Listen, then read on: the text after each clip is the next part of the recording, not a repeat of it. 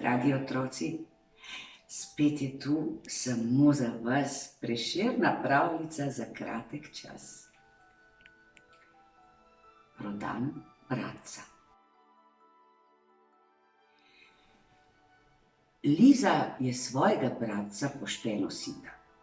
Najprej je bil majhen in ljubek. Samo ležal je in gledal naokrog. Zdaj pa postaja prava mala pošast. Če Liza zgradi stolp, ga podre. Če naredi pajacke iz testa, jim odgrizne glave. Še posebej vesel je, kadar raztrga Lizine risbe. Kadar se kopata, mora Liza vedno, ampak res vedno sedeti na čepu. Žulijo, saj veste kam. Pusti ga no, jo tolaži mamica, majhen je še. Toda Liza ga je sita. Naj zgine. Kup znamk nalepi nanj, vendar bratec ne gre v poštni nabiralnik. Popaše ga v smetnjak, pa se mali mulo le reži in mamica je huda. Liza ga posadi pred vrata ob napis Bratec na prodaj, pa ga nihče noče.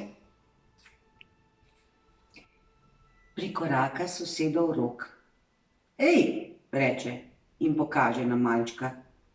Ali ga nočeš več? Ne, odgovori Liza. Ga hočeš ti? Rad, pokima Rok. Vedno sem si želel takega majčkenega bratca in odkoraka z Lizinim bratcem v naročju. Liza veselo pleše po hiši, iz vseh kock zgradi stolp, nariše najmanj 10 risbic in iz testa naredi celo družino. Zvečer se udobno raztegne v kadi s celo goro pene. O, božansko! Kadar se z njo kopa mali bratec, mu umije hrbet in lase. To ima rad. Potem si delita brisačo, potem ji da bratec kup mokrih poljubčkov in reče moja, moja, moja, moja, moja. Zdaj mu Rok umiva hrbet in Rok bo dobil velik poljubček. Ne ve, da njen bratec ne mara šampona v očeh.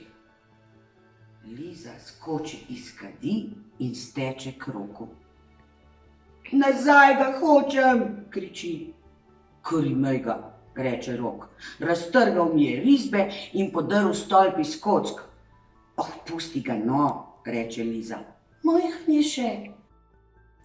Nikoli več ga ne bo dala stran. Kar naj bo majčkena pošast, njena pošast.